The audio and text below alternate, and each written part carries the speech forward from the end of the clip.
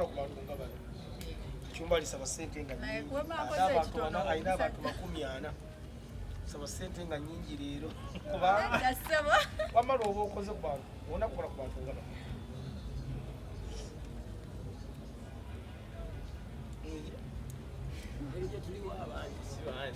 Mulenda nkusanze mu kkubo nkusabye enamba y'essimu ogimpadde naawe yeeba ya ssente era ya ssente mmeka kuba essimu mba nagigula ssente ne layini nagigula ssente gwe lwaki oba oyagala ennamba y'obwereere ate nga nkulabye bulabi bwona akusaba nekyo kiri bulakati byanakibawa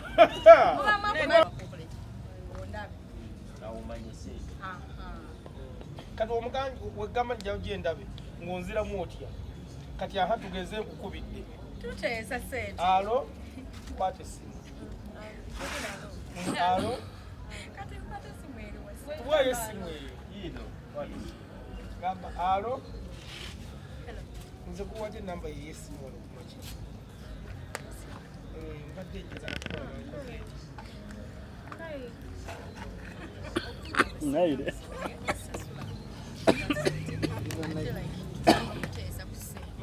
Transport okola nga makona. Transport wa sente mmeka. kisinziira wajja Neera kyanje.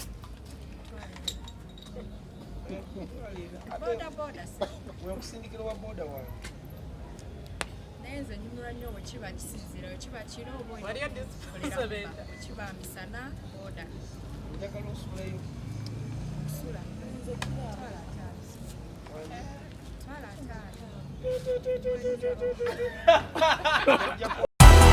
Musibye mutya gonna gyosizidde okubeera ati notulaba ate bitambulira ddala bulungi nnyo.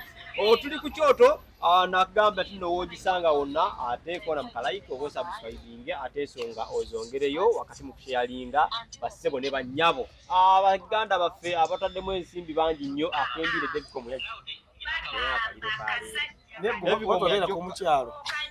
Kasajja gwana ninga mukyala wa Museveni bino tetwabimanyi kakati Sula Motors bateekamu ssente naye nga agamba nti n'olwaleero ate tuvuddeyo eri ku Ssenkyale ne tugamba ati nate leero katubeereko wano ewa musajja waffe Gadda Komu Otospa yatulese Gadda Komu Otospa wetuli olwaleero nina abaana ab'enjawulo okuva mu departments ez'enjawulo kuba ensonga zetugenda okwogerako ate ze abaana ba buwala n'ababulenzi mawulire ekyagudde ku muganda waffe Makona tuzze abaana bakuŋŋaanyiza leero batunyonye lwaki bakola ebintu ebyo ogenzewo omusajja ate omulikoodinze naye nga tetunnabagenda nnyo wala akansabe muganda wange Devicom osooka oba bituso babuulire baliyo ddi nange wano haja yakutegeeza abantu nti tuvudde eri ku Ssenkyalo lwalo tuli Makindye Kalama tetukala kwogera gye tuwangaalira olwo gye tuwangaalira watuwa emirembe naye ng'olunaku olwaliro embwe katwe yavaayo kateri Makindye ekyamukisa mungi e South Africa waleta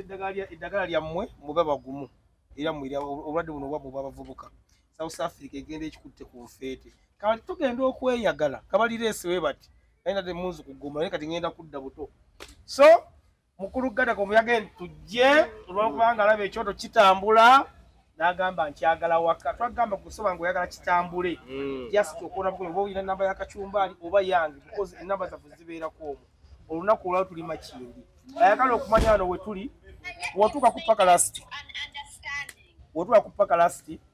waliwo ekikubo ekiri wakati wa paka lasti wali generator awo ekikubo kyokwata n'ojja mpola mpola awo waliwo essomero oluva ku ssomero olengera akazimbi bwaguuga akali awo ekyemmanga ng'oyingira tonyooma nnyiniwo yasinga obuwanvu naye tomunyooma ssente zamukeera so nga bakunyiga embiriizi ng'omala weebaka tugakwaku ennamba z'essimu mu maaso awo nga ziyitamu nga oziraba mpola mpola ng'obakubira gwe ng'oli oyagala kunyiga omala okunyiga ne weebakabakamuko naye nga njala kutegeeza ng'ennaku z'omwezi 9 tugenda kubeera ku hoteri Africana 10 years of B2C Kampala Boys so mujje mbawagire bagenda kuba nga bawoza emyaka 10 nga bayimba ndowooza era gino emyaka era ndowooza emyaka gy'aba B2C kati gwe Julio nakukwatako ggwe Mr. Lee nakwatako oyo bannange mwagala omwagala Mr. Lee tomwepikira mwena gwe mwagala omuntu omwo Mr. Lee twala omukisa okutegeeza twala ku Gadda Komu Makindye olinawo abawagizi bosimanyi oba abawagizi ku mulimu gwo guli gwemmanyi alina omulimu omulala mulimu ki ogw'okuwandiika ennyimba awandiika bulungi alikete zikumenyera muwandiisi mulungi misa obadde ogaa mulimu ki nze gwagambye badde simanyi ono muwagizi wo akwepikira era awulira akwagala nnyo so olaba oyiseeko emakindye osobola okuyitawo wano tulina ne saposa kubaita akembiire akana ak'okunywa kalungi ebadanga abaana bali wano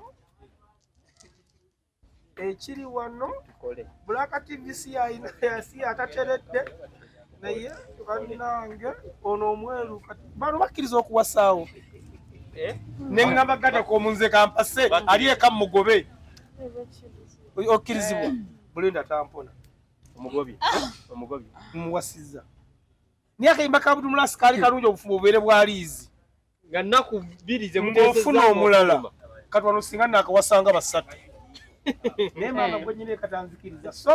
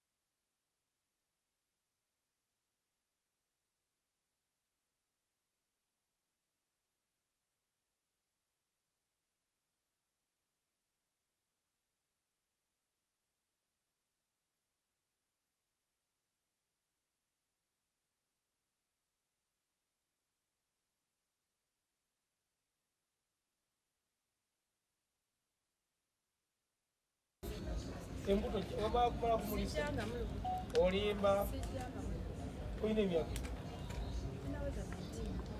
naye titujja 19 osazeeko emeka oyongeddeko bwongezi focus get ready gwayagala okuwasa wakula bulungi so nja kukwala omukisa okubategeeza ku kacumbali badde nsaba nsoma ennamba eno bajjajja bajja ennamba eno eri kuliko ekigambo Gadako Otspa makindye ennamba y'essimu eri 075 0755 81 81 98 47 endala 774 0774 93 93 69 69 11 banyikola massage bali makindye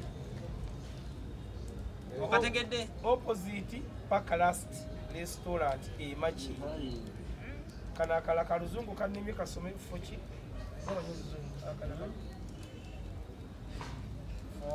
rejuvenate massage kinnemye rejuvenate massage kyekyana asobola okukinywa relaxation massage oyo gwe bakola n'owulira nga obwongo bwonna ozze bujja ennamba zino bayina branch ez'enjawulo osobola okukuba Bulinda ozimanyi branch zamu ani azimanyi bwe lutwali ffenna ozimanyi mwina wanawo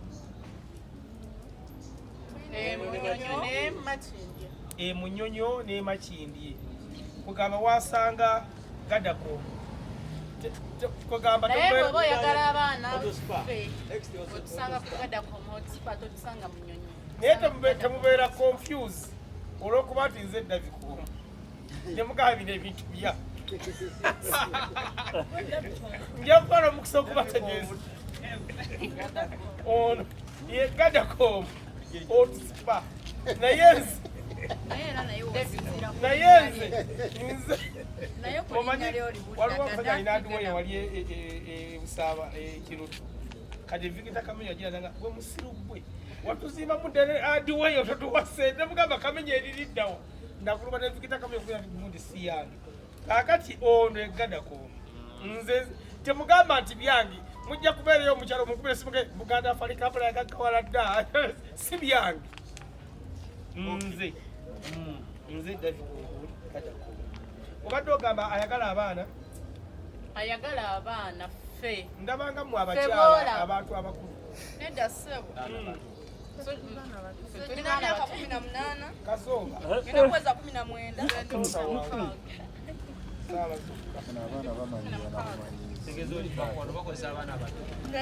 dentu musibakusa abaana abato wamanyonyola mwabakyala abakulu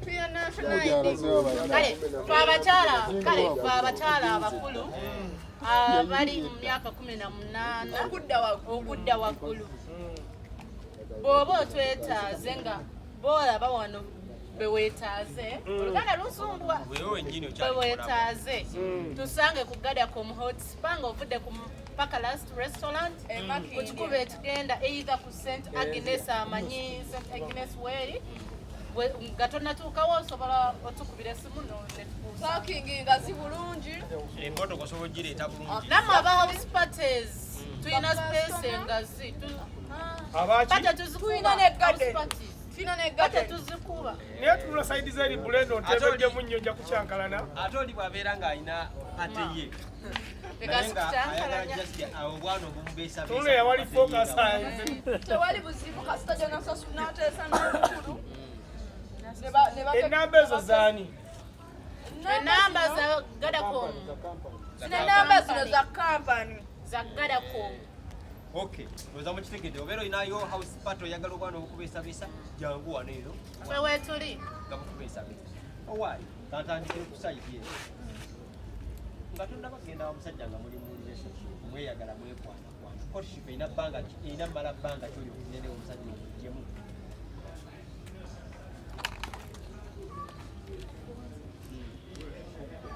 omusajja kwanye muli mu vibe awo alina mmala bbanga kinamuyitira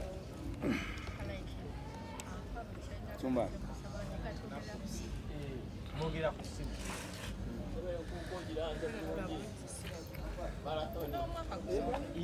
nga tonnamugjawo mwaka mulamba agambye oli muyaayi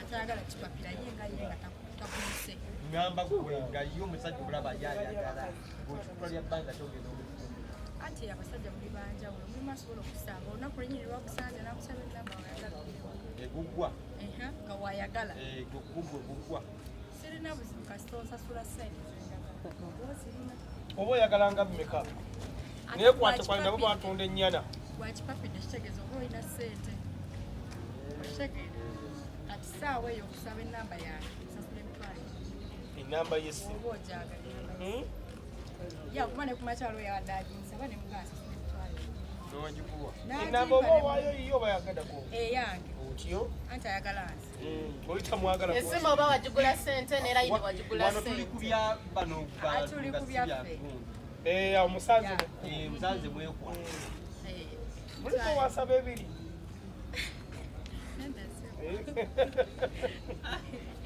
aha ebiri ne bwayagalako olunaku kisinziira bayibuli kati ogimpadde nkuwadde emitwalo ebiri nenkukubira oŋŋamba nti ndeete ssente wankubirira ng'opitawuwo kisinziira mulimu ayagala ngaayagalirawo mulimu ayagala ngaayagala relationship kulwawo kunyumya obaawula otya ano oli asobola okukubira nagamba nze wawadde enamba ku makya njagala ojje wakokoleki ondabe awumanyise kati omuganji wegamba njao gyendabe ng'onziramu otya kati aha tugeze nkukubidde tuteesa sente alo kwata essimu alo kati nkwata essimu eriwo tuwayo essimu eyo gamba alo nze kuwadde enamba yeyessimu wano kumaki mbadde njeza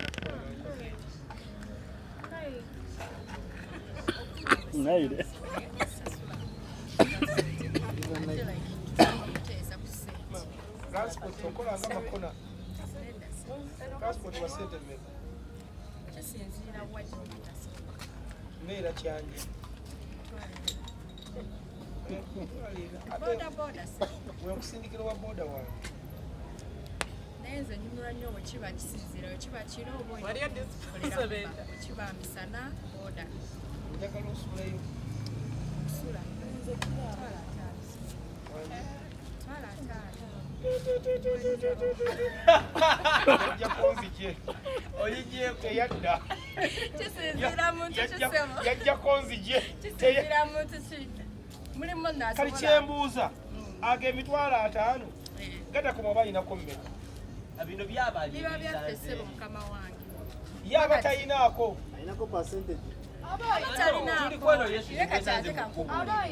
nekyeramisa gada ku mweba ayinako because okuva wano gada ku mutusasula sente okugenda kuba mazima gajja tubeerawo 24 hours okufuluma because ekyabulugenda bulenda atagalagala aba abasi nedda ssebo kisinziira kuba sobola okugamba bosi wange nti gyagenda holode ate ne wajja client ng'ayagala nsi abakkiriza okgendako awutu atukkiriza kasita osasula era omala kusasula because lwaki ngamba ate kituufu omanyi lwaki kiriwo tuli bangi wano wenna ayagala okuva wano wetuli abawera wenna ayagala okuva wano ne bulenda ajja kwagala n'oli ajja kwagala fenna tuveewo bakirayanti bajje ng'ate twayogedde dda tuliwo bangi wati nga tewali noki kitegeeza posi tuba tukozesa losi naye wema asasudde ekyetaano ne wajja kirayanti ng'ayagala nsi amanya nti aye basasudde kitegeeza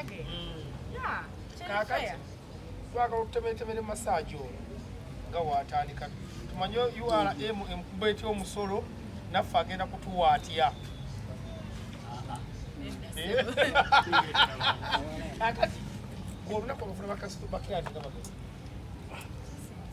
luba lwagaji abantu bakigaana ekaye lwoba okoze nnyo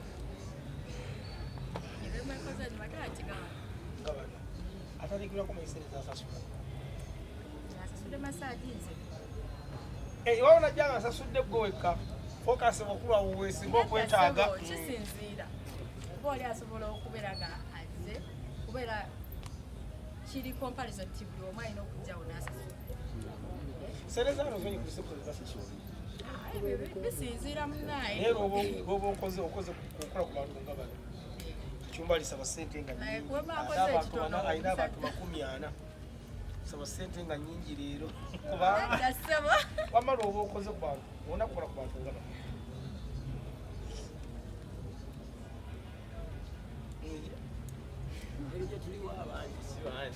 bulenda nkusanze mu kkubo nkusabye enamba y'essimu ogimpadde naawe yeeba ya sente ya sente mmeka kuba essimu mba nagigula ssente ne layini nagigula ssente gwe lwaki oba oyagala ennamba y'obwereere ate nga nkulabye bulabi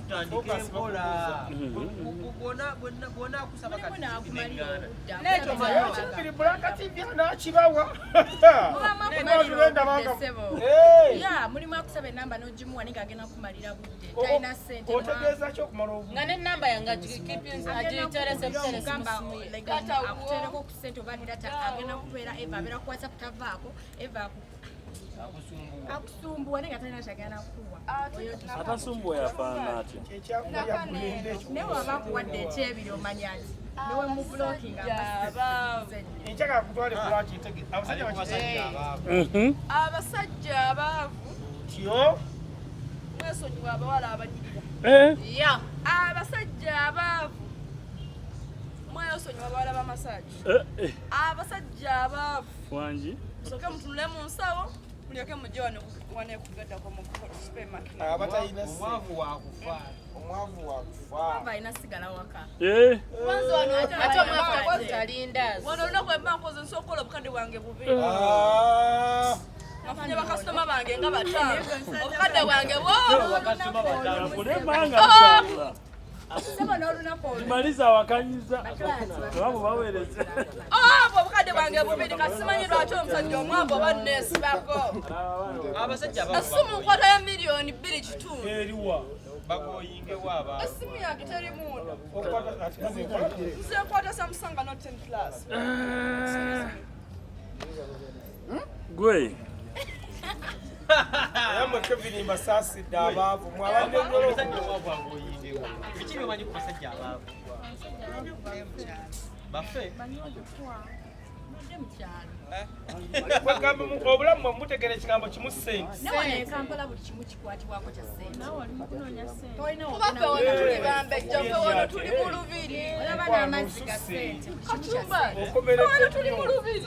eh Tuno lubiri. muli bambejja Wano ffe tuli bambejja. bimuli Tugenda ku makya kunaaba, kwesiga bisigo, kwebaka. Tuba tukizana kugenda kukuba enfufe tukubeko. oyina mama aboweza waali alidda Omwana mukazi musuubuzi ali mu tawuni. Yuno. Annenyumirizaamu. tekisoboka Anabe aliwa? Hajati mulamba yuyo. aye Na- tereza kwa moto sokotereza wano yuyo. Ndikali nafuna taata omulala. wafuna mama omulala Taata. oyina mama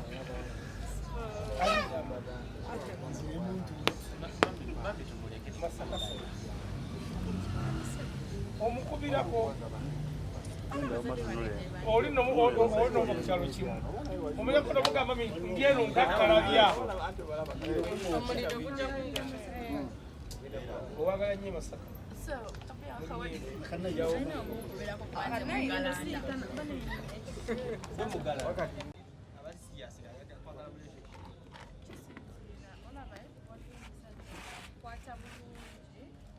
okukwata bulungi otegeeza ki ayagala nnyo ebintu bya bebi ngabuuza kulenda nga taddamu nze ngenda kuswapinga nzire ku ggwe anti obuzibu omusajja bwakubuuzaku how are you omuddamu sinalya langi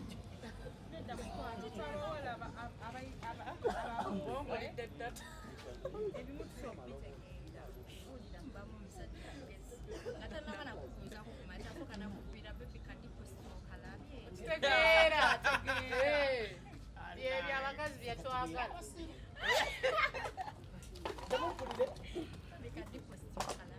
buli kumakya alyoka akubuuzeko Kajja ng'agenda kukuwa just kwogera bwogezi laavu ye kati nze bulawo gwe nafuna nenga like laavu ye yakwogera bwogezi akumalira data tasobola kukuwa data mubeera ku simu gwe ateekako data Nawe mukubira nti oli mulwadde kati waba yankubidde najja kati mulimu yankubidde n'aŋŋamba Bobi ng'obadde obuze anti wamanyiza okunkubira ne muŋŋamba ssebo ba ku simu nkooye njagala kwebaka just mbu wakuba namumanyiza omukubira oshegeera bagaayo bati nze sikyabaagala musula wano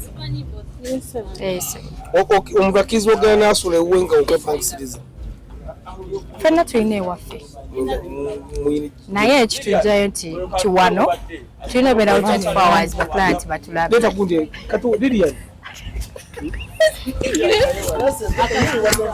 ze zino emabega zipigira sezi obadde owerabira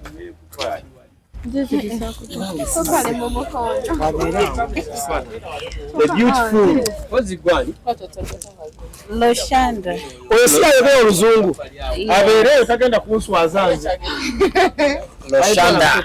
yes where are the glasses Zizo. Company weeri. Yes. Need to be to corporate. wasomera wa Uganda.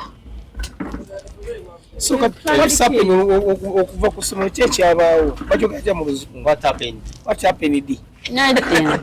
Kwetaaga Black TV kwako muzungu muyinza okwetuka n'amufuna amugwako mu luzungu oyo ali kupaka lasi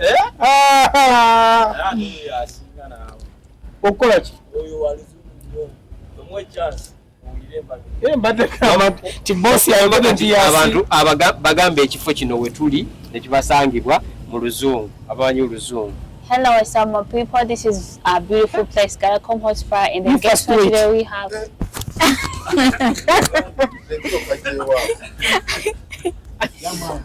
one more once again Right, some my beautiful people, this is a beautiful place, Galacom Hot Spa for in Makindye near New Pakalas. And then guess where I have a very beautiful interview with all my girls, and we're going to talk about very much things. And then we call out many people to come and do a very beautiful massage in a very affordable price. And other receptionists are working here, and it's a very affordable place. And guess what? We can start the interview with my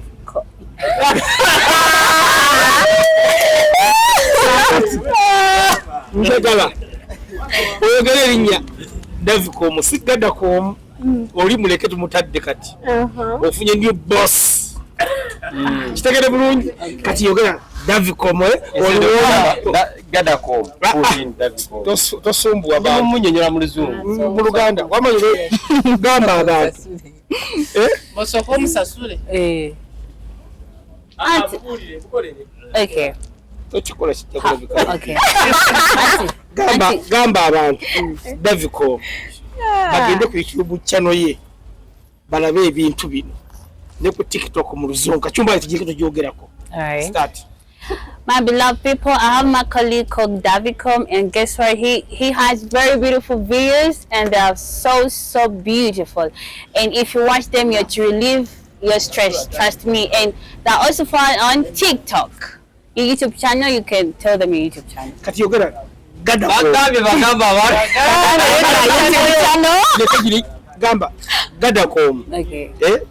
Abajja ku Gadacom. Mwina TikTok channel yamu. Yeah, Galacom Hot Spa. Anyize. Anyize. Basoma ne banya banyize.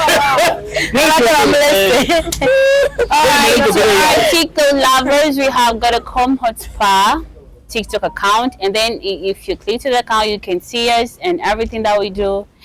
The menu, the beautiful menu, is also applied there, so we can't just wait to receive you. And you also see our numbers there.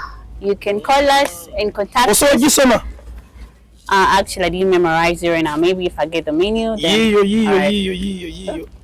Alright, let me read the number for you. 0745 819 That is an Airtel number. And then on MTN it is 07749 36911. And if you want the mobile massage, just contact us on the number. We could help you out.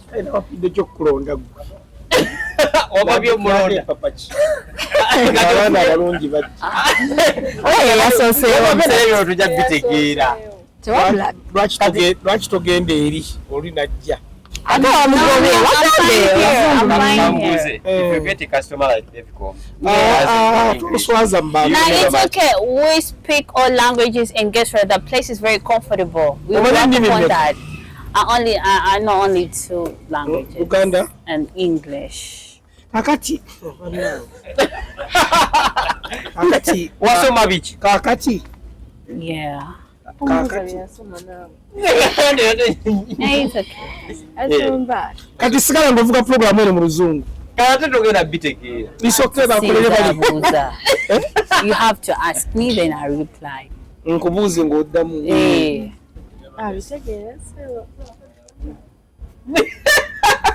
kakati wano okola ki? I'm in a department of a receptionist, and to my people that watch me on YouTube, they Gwe tonyiga? No. Mbadde njagala ate wezijja nga njagala. Nah, receptionist akola department Sibidi. That's unprofessional. Yes. Bintu byono bya professionalism. Kati when I get there, mu luzungu. Okay. If I go to the massage room, then a client comes when I'm in around. That's being unfair about the business that we're holding. Kati ko mutamanyi luzungu mwakwatagana mutya.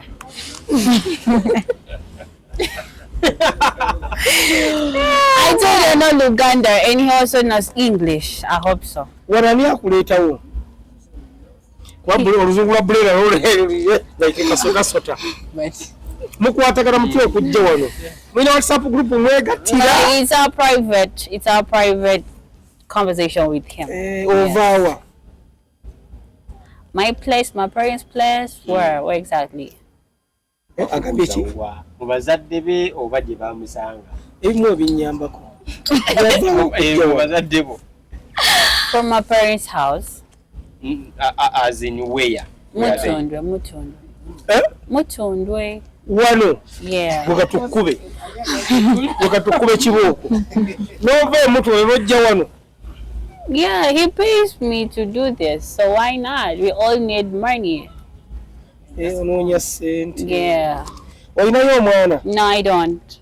But you have a boyfriend? No, I don't. But you need one? I don't. Kati gwe oyagala ki? Money. Wofuna omusajja nga alina sente akutwala? It depends. It depends if my mood swings are very attaching with you. If I don't like you, bro, I don't like you. Ate bw'okulya alina sente nga tomwagala? Yes. I have to feel you whenever I look at you. I have to feel you. Like which kind of man do you need if you are to do Which kind of thing? Nozanga muddugavu nga nze. This of that man. Which kind of? Bulanga TV takujogera oluzungu otwale. Nakanyitiiko paggwe. Oluzungu luveeko. Wamma, omusajja aba alina ssente. Oyagala nga muwanvu, nga muddugavu, nga mweru. I made that type. I just need a man who's caring, understanding, loyal, and in terms of financial, stable. That's all. Kaakati osobola okufumbirwa? Yeah, why not? Hey, if he is ready. Mami gyali? Gyali. Amanyi muluzungu. Amanyi wano woli? Yes. Mutumireko mami ne daddy. All right, to my beloved sweet parents, I know you're gonna yes, I know you're gonna watch me on YouTube. I know. I know. Yes. I'm a receptionist at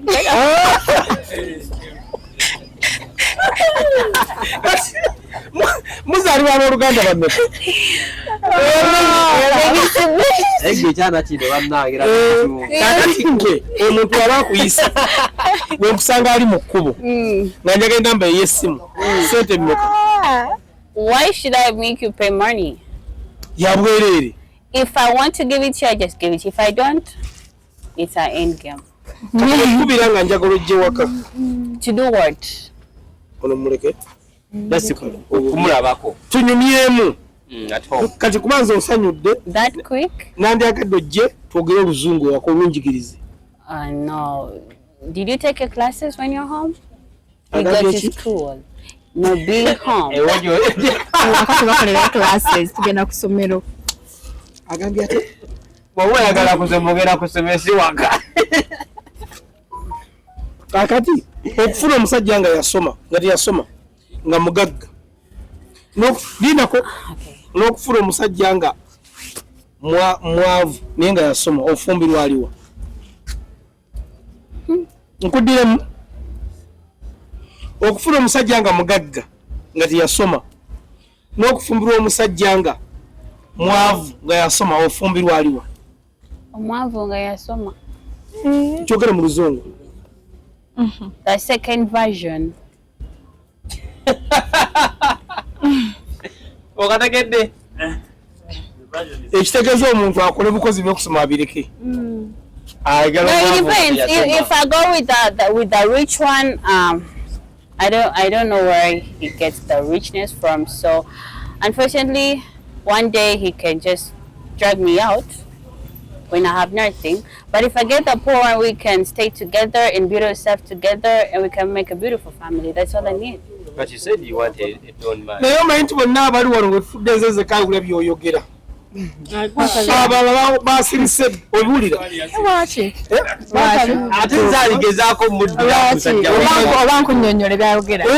Wedde bagamba ekyankyayiza ono mutamanya luzungu nabatya mu maka nga gyosoma nange saasoma. Kankunnyonnyole mukama wange.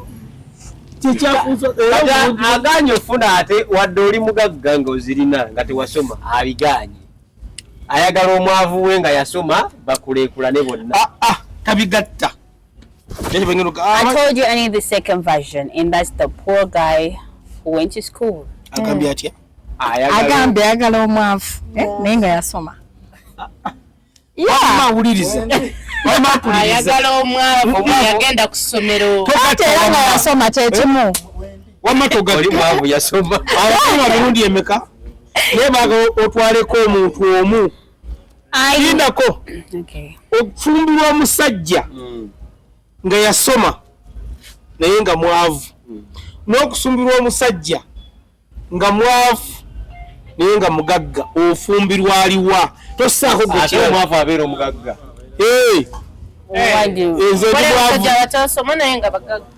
nze ndi mwavu ogambe bigase biri omwavu nga mugagga omwavu ataasoma nga mugagga omwavu nga yasoma kitegede bulungi n'okufumbirwa eyasoma nga mwavu otwalako aliwa anti agambye akutwala omwavu nga yasoma kyova nabagambye ono Black TV kati ali kyova olaba n'essimu agaba yabwerere enamba y'essimu. I didn't say that. I give you when I want to. but for free ate omwavu nga yasoma osobola ogimu okitegeeza for free. Yes. Hey. Opportunity. We have to get opportunity. Yeah. kati wandyagadde omusajja nga muddugavu nga I don't have a color type. I told you I need a loyal man, very caring, sweet. agadde kabira kimuganda I go for all Kabiras. I don't care. tofuddeyo yenna jja Yes. kati wetukomawo wano mu Uganda ewaffe mu Buganda tulina ekitumazeeko emirembe ebintu ebi bibiri ogwawa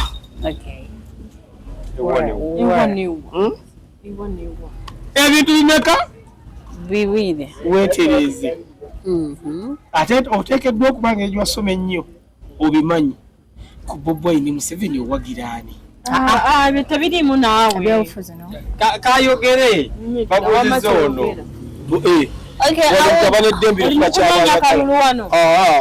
omugabane eddembe lyekyayagala kono kugubabuuliza idwaki amatoba na side because speak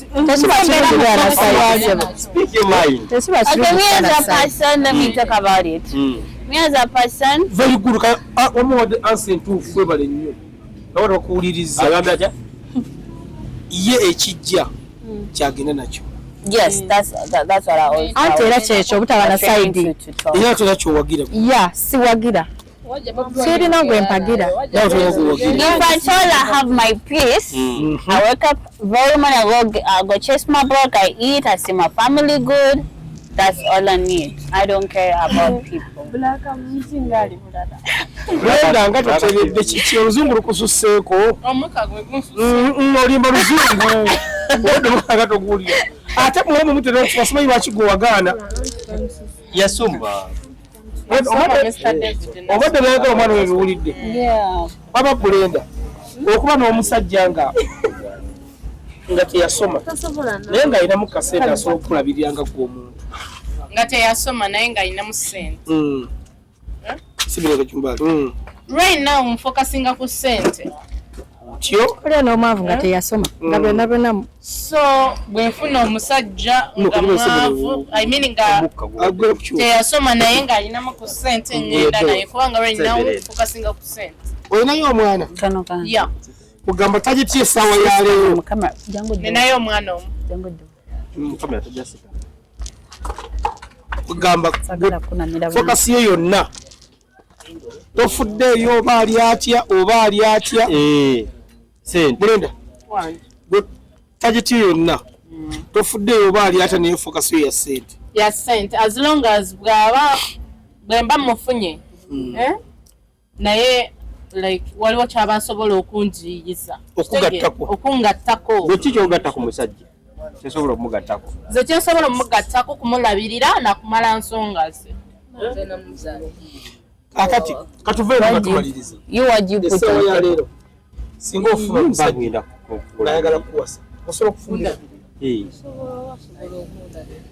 biki byosinga okwagala biyinza okugamba nti sofa singa bino abaana byo what else do you need sente nga zeetagisa nga I need you. mbaawo kati sente zirina omuwendo. Newaba pansi osobola okugenda. You're very beautiful. That's a candy doesn't like this. Totegeeza bonna abali wano bonna balina ewaabwe. Bonna bazimbi. Singa oba ovudde wano kiki oyagala okukola bizinesi byoyagala okukola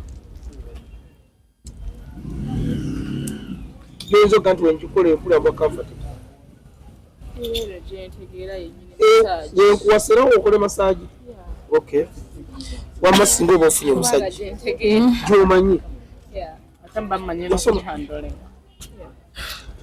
singa muba ofunye omusajja nga wooli awo ngayagala kukuwasa wandyagadde nga yazimba ayina emmotoka oyagala musajja nga ali atya naye olaba osobola ofuna n'omusajja omugaga naye nga tomwagala zenyanyo omusajja nga mwagala newawa mwavu osobola okugenda singa abayagala okujja wano wandyagadde omusajja akolera bizinesi ki yonna gyabasobodde eri ku mutima nze yonna ngisobola wava kusobola osooka kola bizinesi ki nasooka kwokya nkoko e Masaka nedda nabyokya zeno Kampala si Masaka saidi ki awezana okuba okay kakitegeeza singa omusajja akola ka restaurant osika kye osobola osobolera ddala nobiraka n'ofumba mirimu mingi gye nkoze era ngisobola gonna gwaba nkoledde okugeza nga muki zibotiiki idduuka byonna mbisobola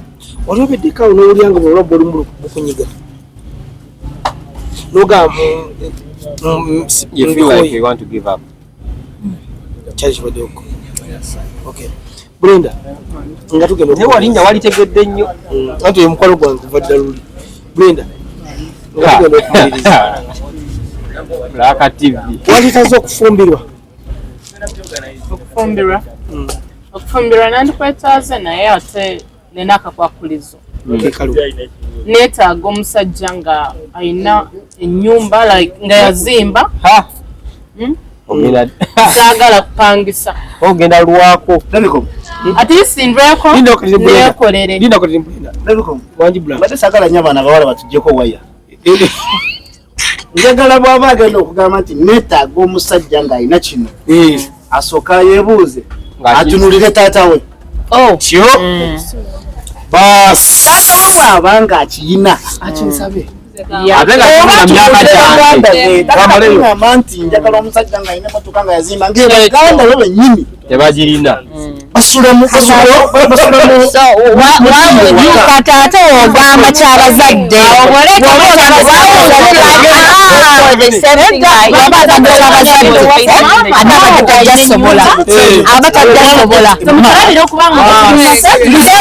ogamba kyabazadde oba tojasobola omanyi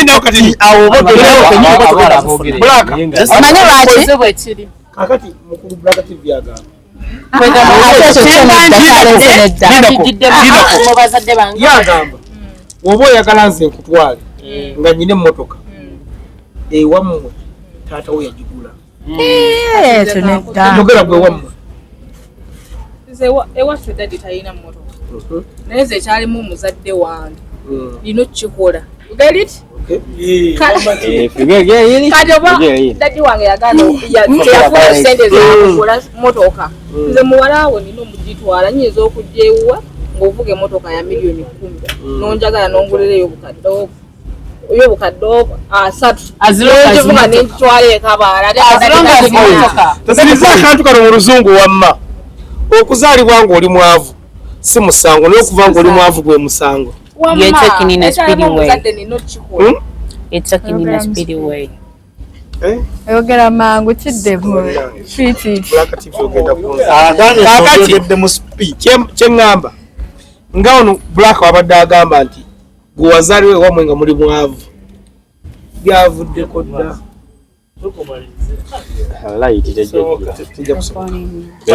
bere bulungi mweraba ejja kubawo bamba ne TV bulijjo zikuba bamba wamma ensonga ya Black TV agamba nti gwe ssaawa ya leero oyagala nze ne bw'ogijjako kati kino kigundi kukansiriza nsonga oyagala nze